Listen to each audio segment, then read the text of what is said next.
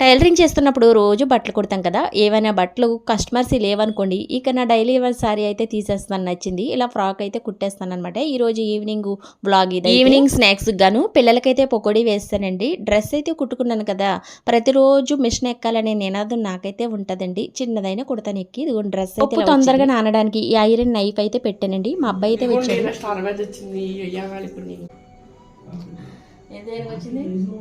Discipline, spoken English, ఇంకా అవన్నీ అన్నిట్లో పర్ఫెక్ట్గా ఉండే ఊరికి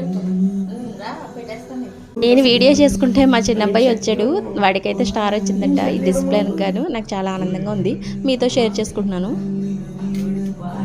మనం గెలుచుకున్న ఇంత ఆనందం రాదు. మన పిల్లలు గెలుచుకుంటే చాలా హ్యాపీగా ఉంటుంది కదా.